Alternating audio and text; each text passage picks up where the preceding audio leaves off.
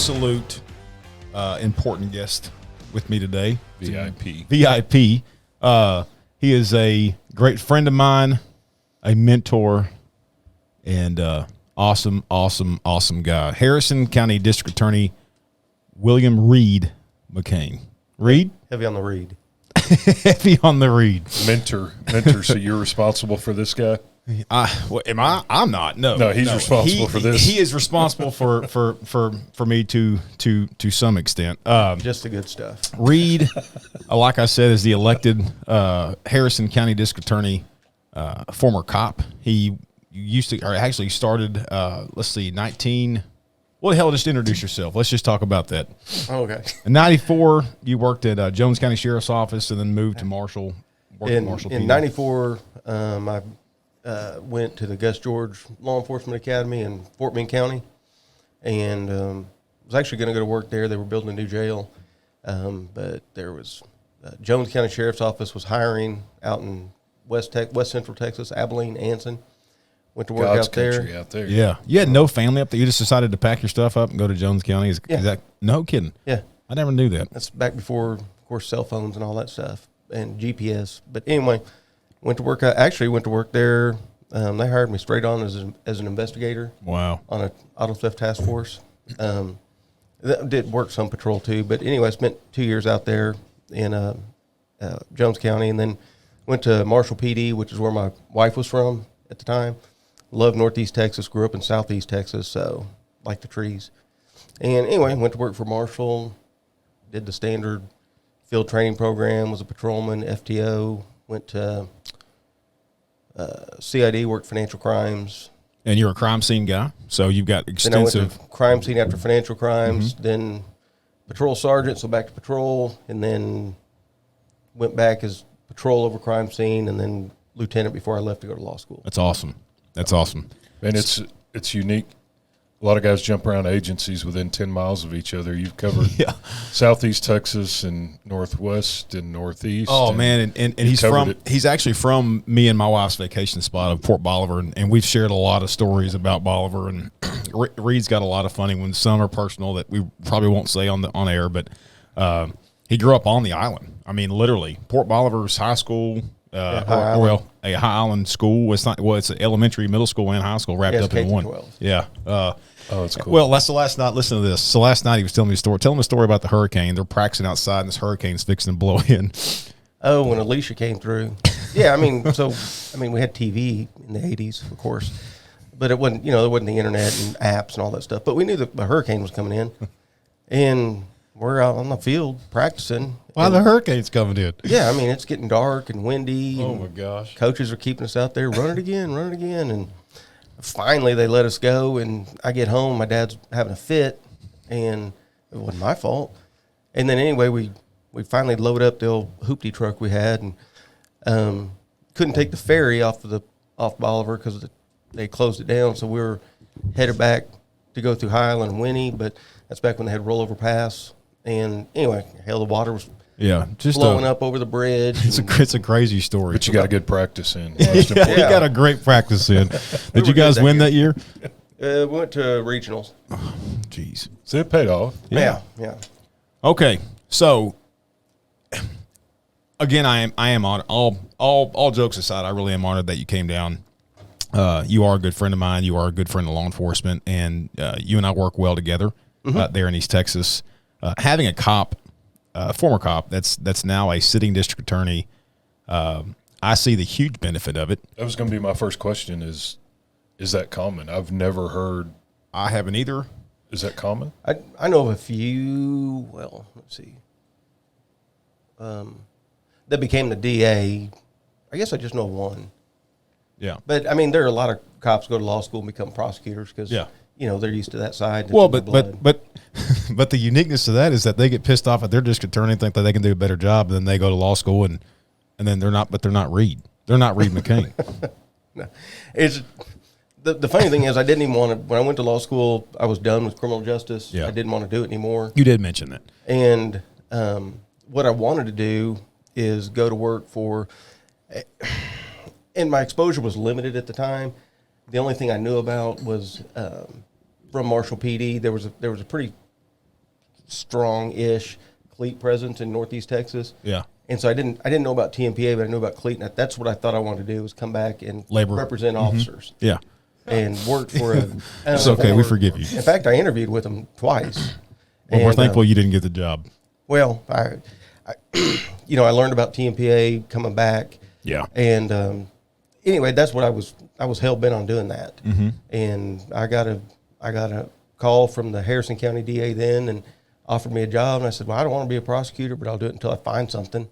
And then I started there, went to Gregg County, and was at Gregg County for almost 7 years, and just fell in love with prosecution. And anyway, it's funny. The joke is, if you want to watch God laugh, tell him what your plans are. Yeah. Because I was done with it, but then next thing you know, I became DA. And you've been DA this is your second, you're going into your second term or third term? January 1st will be the start of my second term. Okay.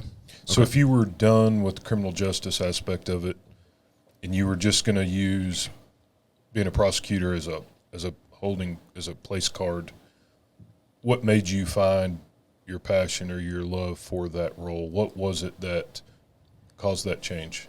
Well, so that's easy to answer.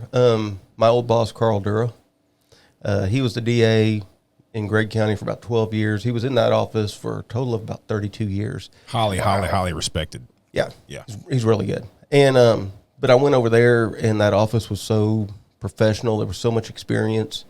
We didn't lose prosecutors. When I left there to get sworn in as DA in Harrison County, I was the most junior felony prosecutor over there, and I'd been there 7 years. Wow. And so you had prosecutors there 10, 15, 20 plus years. And anyway, it was just a great professional environment, and they were very pro law enforcement.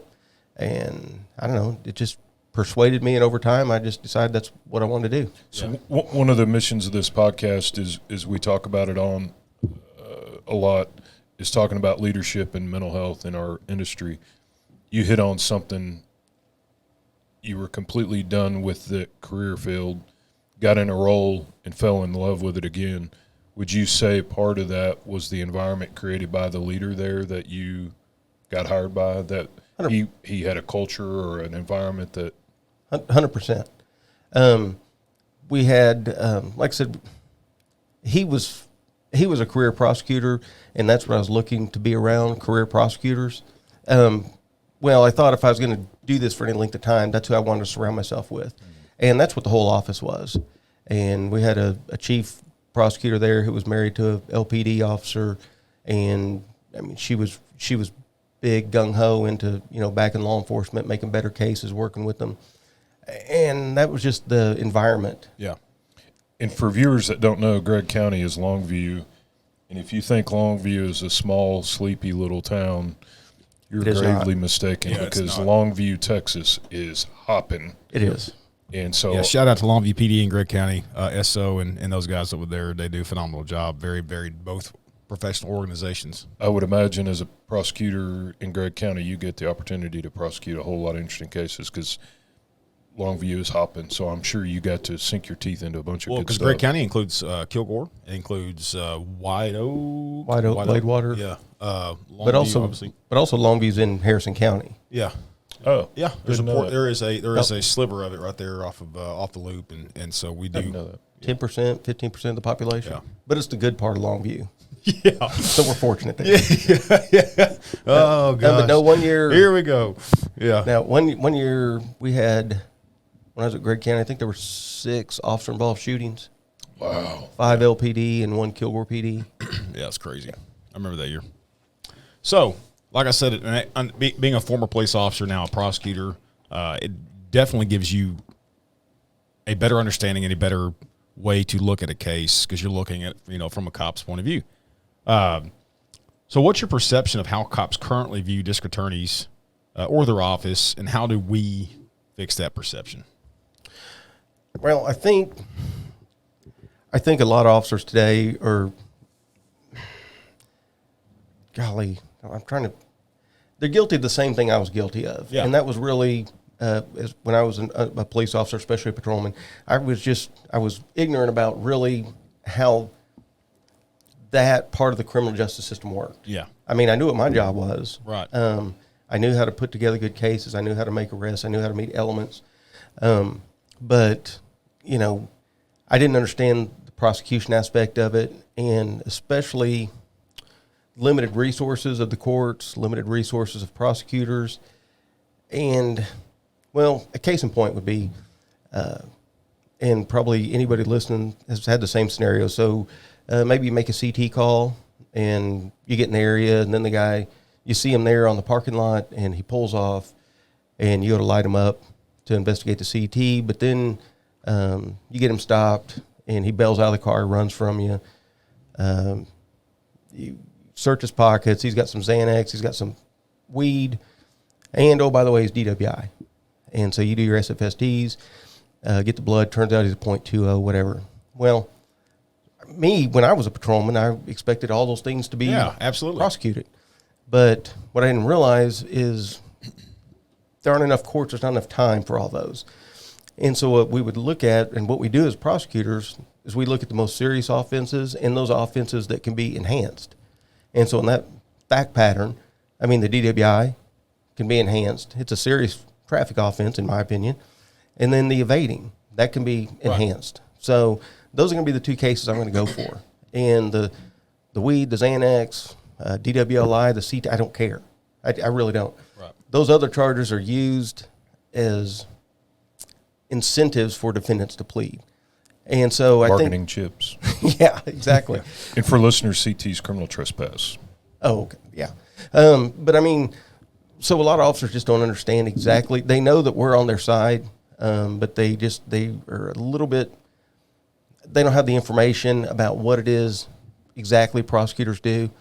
And we've probably, as prosecutors, have done a poor job at communicating that with our law enforcement. But I think that you've done a great job because you do meet with the departments within your county very often, and you kind of explain, like, look, guys, because you had an issue in your county with probable cause affidavits, and so they were horrible. And so how can you get pissed off or upset as a cop, as that 22-year-old cop that's been out there 1 year, and let's be honest, we've all been there. You think that you've been on the job for, you know, you're a veteran, and the reality is that you're a 2-year patrolman, and so you're not a master of you're not a master of the trade, and that you should constantly be trying to improve. And so you recognize that there needed to be an issue, and you met with each department and said, look, this is what is going on, and that county specifically had never not had that problem, but they had not had a prosecutor, a DA, come in and say, look, you know, these are things that we need to improve on, and this is what I'm seeing through my office, and this is what needs to happen. And so that's one way to fix it is more DA's offices being, you know, more like you and you communicating. Kind of being, absolutely. Communicating. Yeah.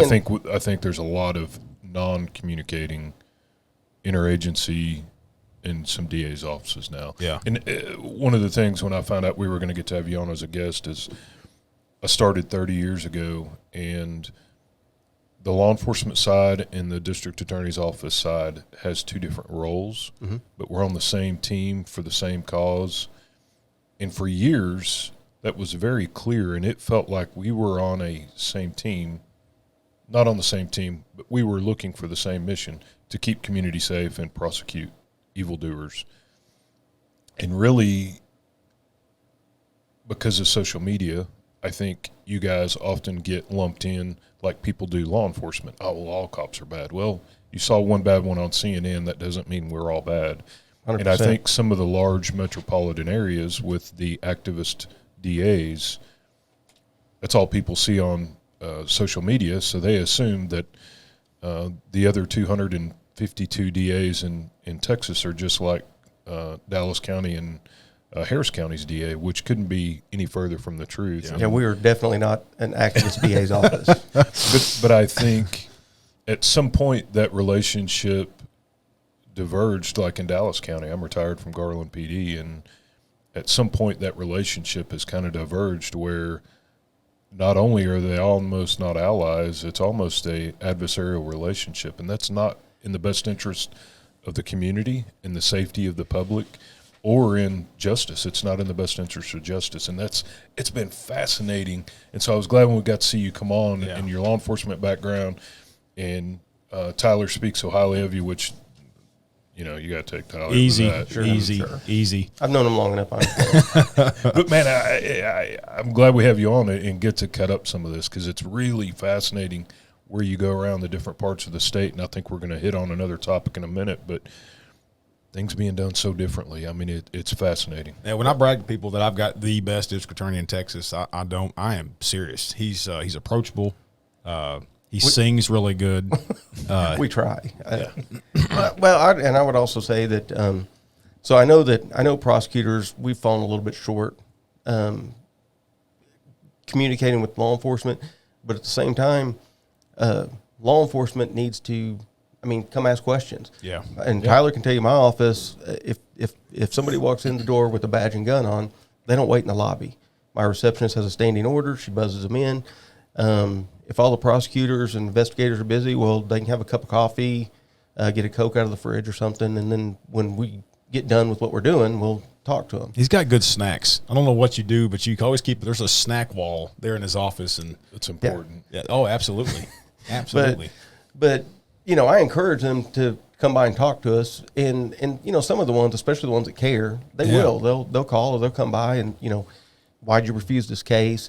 And a lot of times it will be because they don't understand like the fact pattern I gave before. Well, we took the DWI, we took the evading, but this other stuff we don't care about. Well, so what makes a case get dismissed by your office? Because I will tell you, and you're well aware, cops are notorious for bitching about a case getting thrown out. But what's the real reason behind it? Is it poor management on the prosecutor side? Is it shitty police work, or is it just sometimes in the quote unquote best interest of justice? And kind of explain what that means. Well, so we're all busy, right? Our LE guys are busy, prosecutors are busy, Right. And so sometimes we're doing intake on a case, and we get a lot of intake. We indict probably about 500 cases a year in our district court, 71st District Court. I don't know how many more come in, double, triple that. And so, we've got to go look through these cases as quickly as possible, get them ready for grand jury. We only have one grand jury that meets a month, which, in your bigger cities, they have continuous grand juries. But, we might look at a case and, on its face, it looks great. Yeah. But then later, especially when you're getting a case ready for trial, it kind of falls apart. There were some things that were not done or should have been done, and they become fatal to our case. And sometimes, we just have to dismiss them. And, I guess if we had a chance to look at it a little bit closer on the front end, then we could reach back out to that agency and say, you need to correct this. Sometimes we just don't see it. But don't you have a standing order in your office that if you do that, so let's say that I work up a very extensive financial crime investigation, and you look at it, you look at the evidence, you look at everything that I've done, I send it to your office because y'all have done this to me when I was a cop or a detective at Marshall. I thought I was the only one that kicks stuff back to him all the time. No. I'm glad to hear you guys do too. I do get in a hurry sometimes. Put the cart before the horse, as like my wife likes to say. But you have a standing order in your office that y'all's office will contact that officer and say, hey, just letting you know. And that's not, Clint, I don't know this answer, but is that normal for a DA's office to have that? Because I don't know that. I don't think it's uncommon, especially on a higher profile case. But they do it on every case. So if their cop files a CT deal and they dismiss it, his office typically will reach out to that officer and say, hey, just letting you know, you arrested John Q. Citizen the other day, and we dismissed it. And to me, we get a kickback notice. Well, yeah. So we send. So if it's a refusal, the difference being a refusal, it never gets charged. Dismissal meaning it got charged and we had to get rid of it. But we always send a refusal letter to the agency, letting them know why, or letting them know that it's been refused. It's kind of a generic form. And I would encourage officers when they get those to call the DA's office or the county attorney's office, whomever, Right. and ask them, what happened? Is this something I did wrong? There's a lot of reasons why that could happen. I will also say it's a little bit different note, but if you are a 5-year patrolman, let's say you're Garland PD, you're 5 years on, you've seen a lot, right? You've done a lot.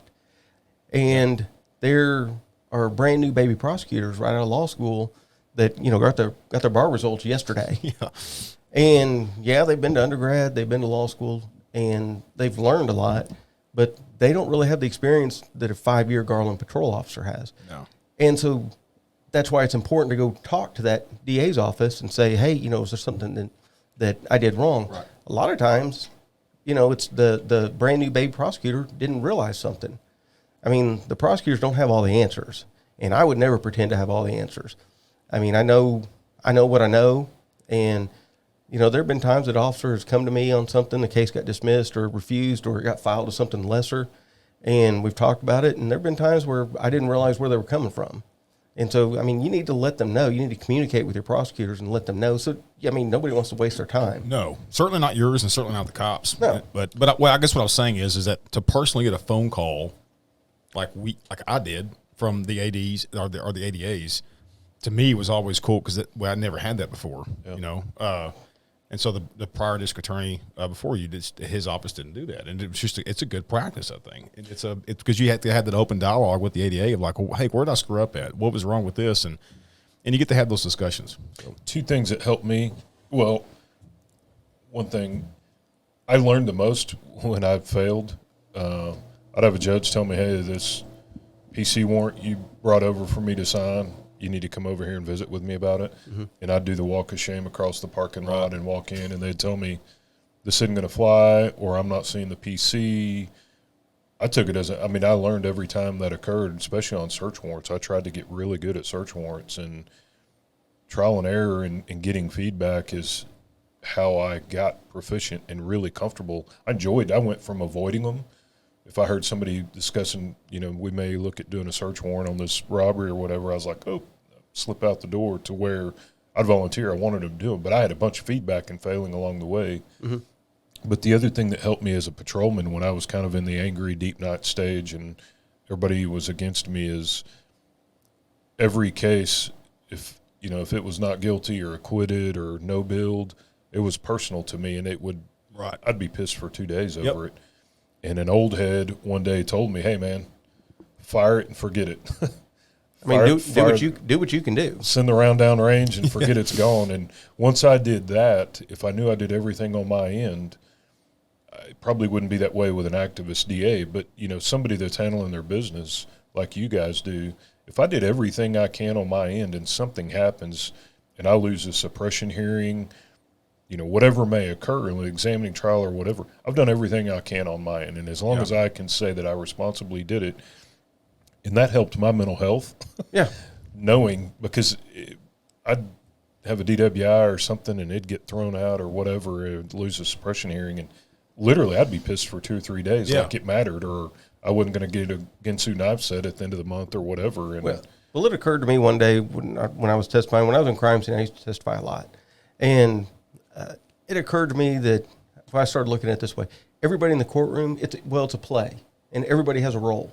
That's a good way to put it. And the prosecutor has his or her role, defense attorney the same, judge, jury, and my role in the play was just to tell what I saw. Right. And I didn't take anything personal. You know, afterwards I'd left the courtroom and I knew that you know, I gave my role. And then however it turned out. Now if it was bad, of course I wanted to go back and learn from it so that it didn't happen again. But I didn't take it personally if a defense attorney was you know, kind of beat me up on the stand. I mean, I didn't realize back then that defense attorneys can ask leading questions. State can't. And leading questions are questions that suggest an answer. And so a lot of times they won't give you the opportunity to explain. So when you say the state can't, is that like a part of the bar? Like, why can't we? Well, you can't ask leading questions. You can only ask leading questions of an adverse witness. Okay. Now, if the defense puts somebody on, then yes, the state can ask leading questions. Never knew that. Yeah. Did you know that? Yeah, I suppose it's just... He's smarter than I am. Well, I wish that's why they would teach a little bit more courtroom. Well, absolutely, because because here's my thing. You're on the stand, right? And so you're getting nailed by the defense attorney, and he keeps nailing you questions, and you're getting pissed off. And you're like, okay. And then so you want to get kind of that revenge. You want to get that knockout punch back, and I didn't know that. Now I better understand it. Well, I would tell guys and women who are testifying for law enforcement, if a defense attorney is asking you all these leading questions and you feel like you're getting beat up and you look stupid and terrible, don't worry about that. If I think it's hurting us, then I'll come back on redirect and I'll clean it up. if what you're saying doesn't matter. Right. I mean, you still may be going, I'm going to get him. Yeah. But if it doesn't matter, it doesn't matter. And then you get off the stand, you finished your role, and the play goes on. Good way to put it. And I will say, though, so, we're in Northeast Texas, so we're not Metroplex, we're not Austin, we're not Houston, thank goodness. We're not any of those places. But, well, yeah, that wasn't fair. I like Northeast Texas. I like more rural areas. And so, I mean, we're not podunk by any stretch of the imagination. We've got 8 attorneys in the office, 2 investigators. Over in Gray County, they've got... So I always joke around about how East Texas is where I live at in Jefferson and Marshall area. Is there's horses and which we do. I mean, who doesn't, right? We're in Texas. Sheep. Well, Sheep. we're not the Metroplex, but Yeah, exactly. but we're 75,000 our county. Gray County next door is about 150,000. I mean, there's nothing that goes on in Houston, Dallas, Austin that doesn't go on in Northeast Texas, Right. especially Marshall, Longview, Texarkana, Lufkin, Tyler. Nothing goes on in those cities that doesn't go on where we are. Oh, absolutely. And so, I mean, I take pride in, and I try to actively reach out to my officers and let them know, how their cases went, or if I do have to refuse a case, why. And so we're not just doing it just because we got nothing else better to do in East Texas. There's plenty to do. But for me, it's important for our office to work with our law enforcement and answer questions. I think that's a great analogy. The judge is like the director of the play, and prosecutor's the producer that's... And some production directors are better than others. I mean, the reality. Yeah. All right. So this was it 2 weeks ago that House Bill 799 got pre-filed. About that. Or 2 or 3 weeks ago. Deals with Brady and the Brady list. You probably don't come across it as much as we see it in our profession, representing our members who are put on this, but. Do you think some of the offices around the state abuse this option? And what's your recommendations on how the Brady list process should be? Representative Cody Harris filed House Bill 799, which I think you may come out and testify in favor for that bill if need be. But what's your overall kind of understanding or recommendation for Brady and how that works? Well, okay, so I guess if I think it this way. So if I'm in the courtroom, I got a defendant. We don't want to prove that defendants are guilty because they're bad people, right? Right. And so generally speaking, we can't talk about their criminal history in guilt innocence, unless there are a couple of exceptions. Because we want a jury on their own to listen to the evidence and determine whether or not that person's guilty. Then at punishment, then they get to hear exactly how bad they are. And I say that because I think kind of the same thing should apply to our officers. If there's something that the officer done that's exculpatory, that, in other words, it goes to his credibility, then sure, I mean, a jury needs to hear about that. Right. Because they're judging credibility of evidence. Right. And if an officer hasn't been fired, but he's a known liar, he's a known thief, then I think a jury should hear that so that they can judge his credibility, because that's what they're doing. Yeah. But things an officer might do that don't lend itself to credibility, I find to be really problematic. And our Brady list, and for that reason, really, our Brady list is kind of short in Harrison County. Yeah, it is. There's one that I'm about to put on it. I'm not going to go into details or names, of course. Just because he's sitting here. No, I don't think so. I hope not. No. Reid, you got something to tell me? No. Okay. All right. This is a great time. Why we brought you together here today. Yeah, live. Hello.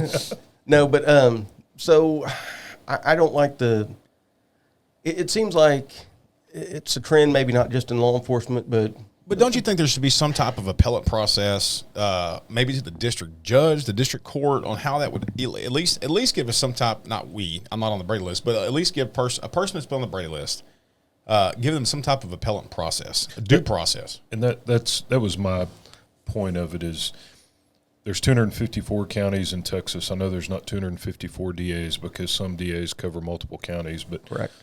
There's over 200 DAs.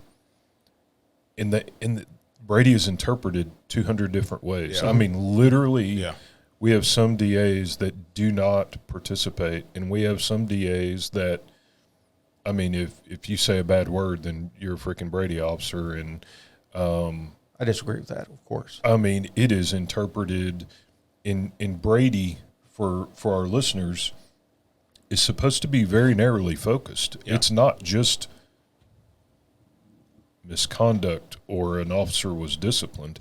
It's to go back to integrity and honesty issues. Yeah. And it has been so broadly opened up that, well, this officer, you know, got in trouble one time, or this officer said this, I think the scope got opened up, which has then caused police leaders to interpret it differently, because we have some chiefs that go, okay, cool, you're a Brady officer. The DA's office is going to have to notify all parties you keep doing what you're doing.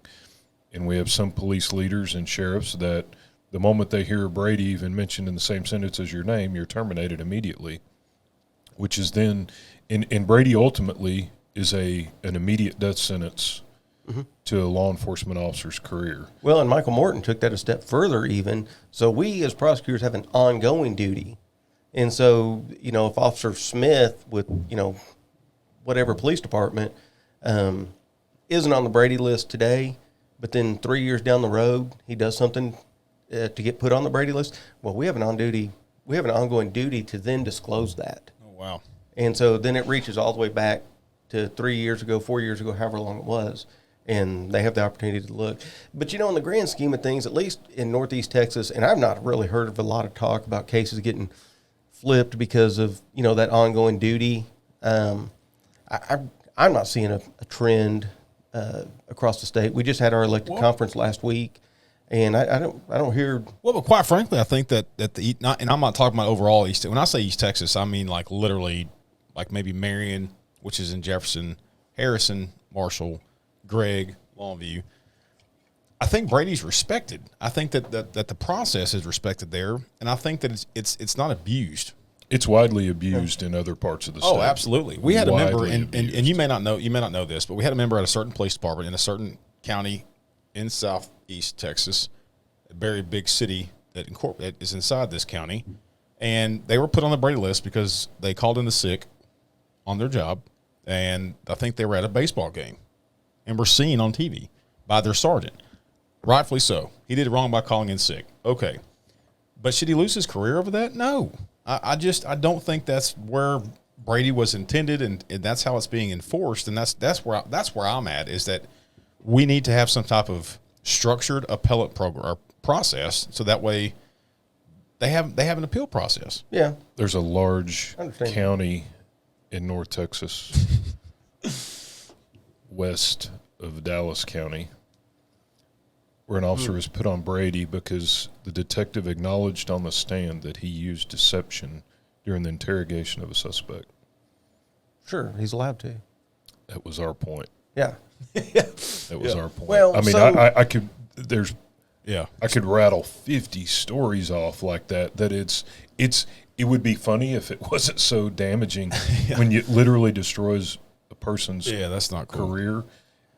Well, but I mean, in that hypo that Tyler just gave about the officer who went to the ball game and called in sick, I mean, that's an administrative issue that needs to be taken up between that officer and his supervisor, or the should be a career command chain. Mm-hmm. I mean, it's, for me, Brady is, and I think for most of my colleagues would probably agree, like I said, except for some activist areas. But I mean, if you're an officer and you get caught stealing from Walmart, okay, well, that's criminal. That's clearly Brady. That's something we're going to report. But, you know, some admin things, I don't think that aren't going to rise to the level of criminal.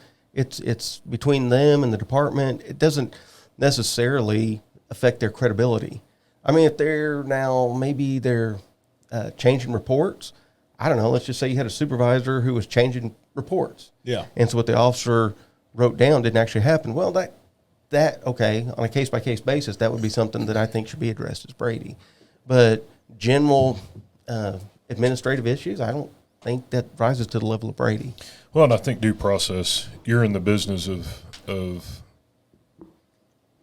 protecting people's rights and righting wrongs and enforcing the crimes against the evildoers. And I think due process, it's great for everyone. Administrative hearings, for DWIs for their license suspensions. There's SOHA hearings that they can go through. There has to be some form of due process for me to just arbitrarily, without recourse, I can just declare, tomorrow, Reid, your career is over because I said, and I don't have to testify about it, stand up for it, document it. I just ended your career, and it's refreshing to hear you and a lot of your colleagues that are handling the business correctly. And well, I think a lot of us do, and there are two things I'd like to say on that. So I'm not going to talk about details, but there was a case that came up, and I looked at it, and I made the decision on my own to refuse the case. Okay, I didn't like what I was seeing in the investigation, and then I wondered, is this going to rise to the level of Brady or not?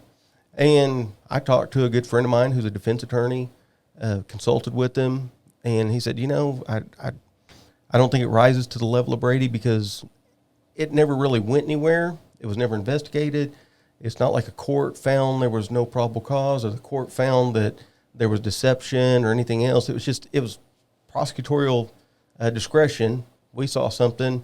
We just didn't go any further with it because there was no point in ending that officer's career over it, just because we're going to see things all the time. Sometimes an officer may write about something in a offense report, right, but he has one perspective, and another officer sees something else. Mm-hmm. And so it doesn't mean necessarily one's lying. They just had different perspectives. Or maybe one stepped off and he wrote about something he shouldn't write about because he didn't have the background.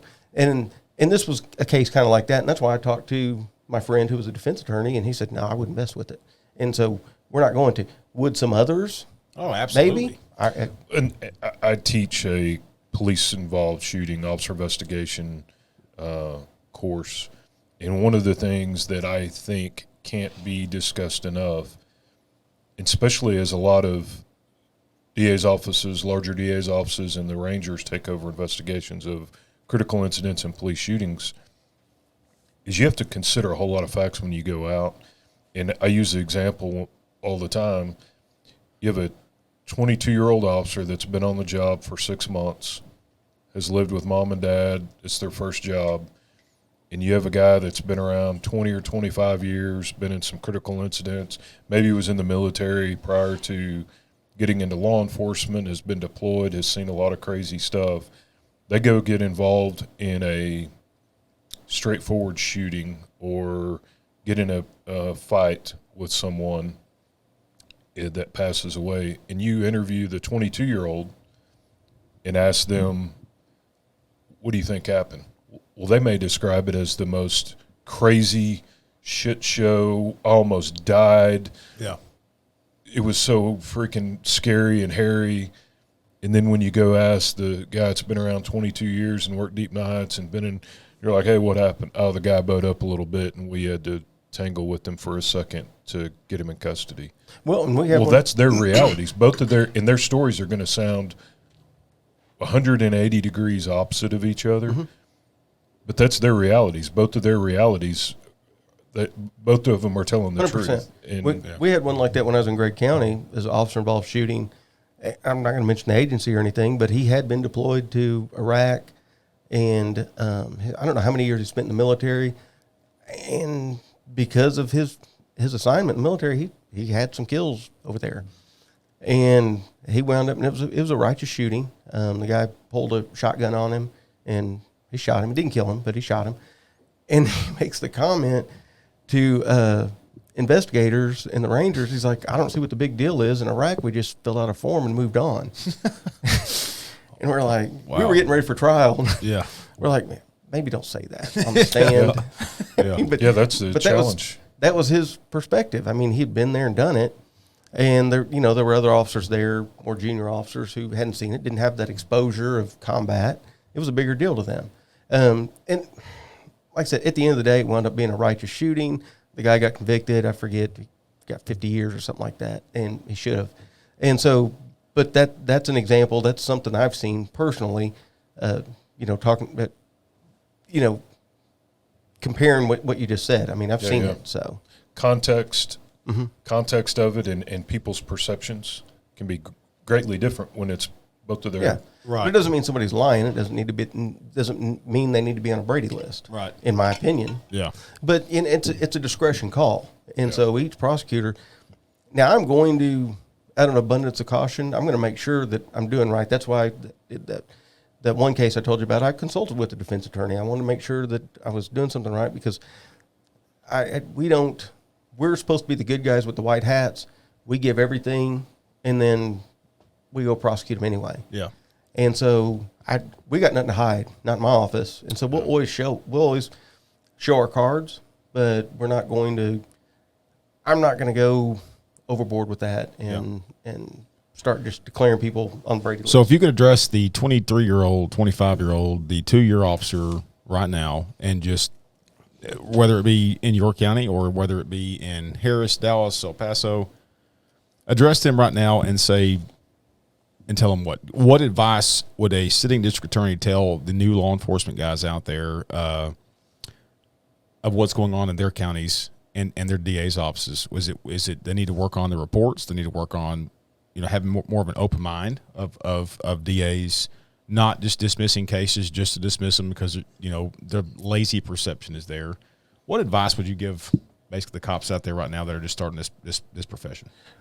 Well, I'd say number one, you don't know everything. Yeah, I don't know everything. I've That's been right. doing this 27, 28 years. I don't know everything. Tyler tells me that all the time. I know nothing. Well, September 10th, 2011, I bet a 25-year New York police officer thought he'd seen everything there was to see until the morning of 9/11 when the planes flew. So you don't know everything. You've not seen everything. You don't. So listen to your FTOs and listen to your command staff, and don't be afraid to ask questions. Reach out to a prosecutor. If you got questions, reach out to them. Now, in our county, we're a little bit smaller than, of course, some of the big major ones, but pretty much every LE in our county has my cell phone number. But if you're in a bigger county, they don't have that. Most of them have like an on-call list. I mean, reach out to the on-call ADA and ask questions, or go by the office if you happen to be by there. Go ask questions. And some of these, just real quick, I had a when I was at Gray County, there was one of the misdemeanor guys I worked with when I first started over there. He refused a case. I forget what kind of case it was. And he says, hey, you know that case I refused? And I said, yeah. And he said, well, that trooper called me. And I said, okay. And he goes, well, what's he want to talk about? I said, I'm sure he wants to talk about his case. Yeah. Yeah. He's curious. He's like, well, you think he's mad? I said, I think he probably just has a question. He was scared to call him back. Wow. He goes, well, what should I do? And I said, well, call him. Yeah. He just wants to know what he did wrong. Right. And so some of these prosecutors, they know they don't know everything. And so they don't mind, especially if it's a seasoned officer, they don't mind hearing feedback from them. They like learning too. And so, but it's just really funny. I was like, wow, you're scared of this trooper. He just wants to know what happened. That's funny. We all don't know. Yeah. We all don't know. At the height of my career, I was working crimes against persons and have been working robberies and shootings. And I had an aggravated robbery case going to trial, and it was an awesome, had a confession, had fruits of the crime, had surveillance. I had everything. So we get to trial, and it's one where I'm like, oh, this is going to be awesome. The young prosecutor said, hey, I'm going to put a patrolman on, a uniform on for the report end of it, and then I'll just use you for the rest. I said, okay. So I show up in my nicest looking cheap suit, and I'm going to look all detective-y, and I'd been practicing on looking at the person asking the question and looking at the jury. And so the Garland officer they bring in, Garland officers are stereotyped to be all big, giant dudes. Well, the guy they brought in looked like a silverback gorilla, was huge, ginormous, scary guy. So they put him on the stand. I get on and do my detective thing. I wore my glasses trying to look all detective-y, and we get a conviction. Well, I always like to go ask the prosecutor what the jury said. Mm-hmm. They could have done more about your search warrant, or you could have explained this better. And I was super confident getting off the stand, and I asked the young little prosecutor, I said, hey, what did the jury have to say? They said they loved the testimony of the uniform guy, but didn't really care what you had to say, and didn't really. They just kind of tuned you out. I was like, wah. I went back to my desk. And I wish I could talk to those people again. You never know what the jury's going to do. You never know. Yeah, but no, these guys, there just needs to be communication between LE and the prosecutor's offices. We're all on the same side. Yeah, and we just have different roles, and we don't know everything. LE doesn't know everything. No. And so if they'll reach out and talk to them, I mean, these guys, like I said a little bit ago, I just got back from the elected conference last week, and, you know, the other electeds, by and large, across the state, they want to hear. And especially, you know, in some of your smaller counties, I mean, they really want to know. Yeah. And that's not to say that our prosecutors in the big counties don't care, but, Yeah. I mean, there's a lot of talk about that. And so, I mean, we just need to communicate, and we're on the same side. that's right. I think it's important, too, one thing before we end. Before we started, you were talking about, and we talk about law enforcement all the time, that there's a recruiting crisis and staffing shortages, and nobody wants to do the job anymore. And I think it's important for our viewers to understand, too. I was shocked when you showed up earlier today and we were chatting before we got on. There's a recruiting crisis for prosecutors. Mm-hmm. I was shocked to hear that. Yeah, so the last time I looked on TDCAA, which is Texas District and County Attorneys Association, which is where we advertise openings, last time I checked, there was, and it was probably 2 weeks ago, there were about 153 openings for prosecutors across the state. I had no idea. Yeah, so, and it's, you know, a lot of it started COVID, and a lot of it started with that incident that happened in Minneapolis. I'm not going to talk about the name of that defendant because he was no hero. But we know the case I'm talking about. Yes, sir. And a lot of it's Caused the peaceful protests. Yes, all the peaceful protests. Loved them. But I think that the criminal justice world kind of took a black eye in general. Oh, absolutely. And so there's a LE recruiting problem, and then there's prosecutor recruiting problem. I mean, we're down 3 in my office alone. I would have never guessed that. I'd never would have guessed that. Well, and we talked about the salaries too. We don't have to get into that right now. I'm sure it's significantly different than other counties out there, but it's crazy, and it's not as much as what you would think. In all honesty, what Reid's starting ADA's salary is not even near our starting patrolman salaries at some of the metroplex. So all lawyers and DAs don't drive Ferraris? That's not true? Yeah. In my county, and we are a lower paying county, but starting misdemeanor ADA is $58,000. Yeah. It's just sad. Yeah. Well, and you have somebody coming out of law school with a $180,000 student loan. Yeah, that's where I'm at. Wow. That's going to be a long way to chip away at that rock. Well, in law schools also, they're not encouraging, at least in my experience, they're not encouraging a lot of their students to go into prosecution to the extent they are encouraging it. I recently spoke to somebody at a major law school in Texas who said, "Oh yeah, we've got a lot of law students who are really excited about getting into a progressive DA's office and fundamentally changing the process." And I realized that we didn't really have anything else to talk about. But well, hey, maybe we can write a bill and at the state and require anybody coming out of the law school has to work at a DA's office for 2 years minimal. It would benefit their career for sure. Or to run for DA, you have to have police experience. I think we're on to something. Or have them be trained by Reid. That's right. There you go. Anyway, I've enjoyed my career. I've had fun. Look forward to the next 4 years. And, just tell the guys out there, just to keep working with us, asking questions, and generally we're happy to answer them. Again, number one, I can't thank you enough for driving down to come down here. Number two, I do honestly think the absolute best of you, and I do have you. You are very much a really, really, really good friend of mine, and I mean exactly what I say. And you are a friend of law enforcement. You do good work in your office. Before we get off, there's 3 questions that we're going to fire off to you. You ready? Okay. Best cop movie and why? Best line from a cop movie. Okay, yeah, or best line. So best cop movie or best line and why?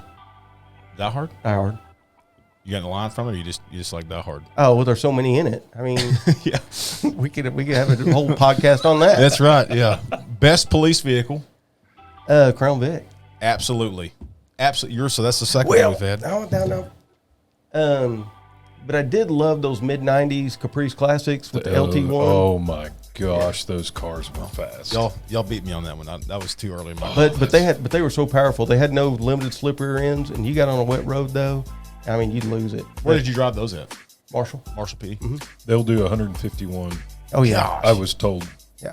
See, so, okay. I heard. So for those listening, these two guys were outside before we jumped on here, and there is absolutely no doubt in my mind that these two guys are the reasons why we have policies, and they're the reasons why a lot of stuff we can't do now is the way it is now because of these guys' generations. Last question: what's the best cop whiskey out there you would recommend? The best cop whiskey? I know what my favorite whiskey is. Well, what is that? Well, it's a toss-up between well, I like Booker's, and also but that's like what, $90 a bottle, and it's like 110 proof. Yes, and then Makers. Okay.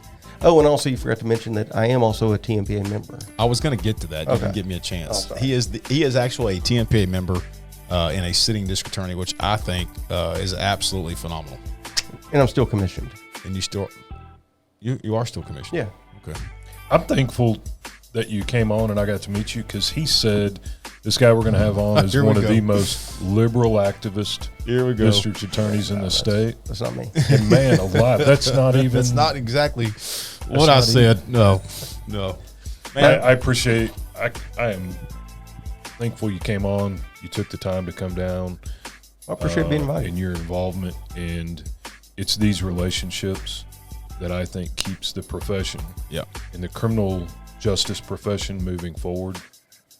Because the day we all fragment and stop looking to put bad guys in jail, that's to the detriment of our communities, and that's not in the best interest of anybody. 100%. Yep. I agree. Well, thanks again for coming on. And for you all out there, if you got any questions, if you have any concerns with us, you want to come on the show and you have any recommendations, shoot us an email, bluegrit@tmpa.org. This is going to wrap this up, and God bless you. And as always, may God bless Texas. I want to say quick before we sign off, I've got my Garland shirt on. Look out for one another out there. Garland PD lost 2 this week. A retired Assistant Chief, Jim Vance, who was amazing. And we had a lieutenant take his own life this week. Please reach out to your coworkers, buddy check. If you're struggling, reach out. Doesn't have to be through your department. Call one of us, call Copline. Or if you think somebody's struggling, please reach out, call them, text them, because it's generally the ones we don't know that are struggling.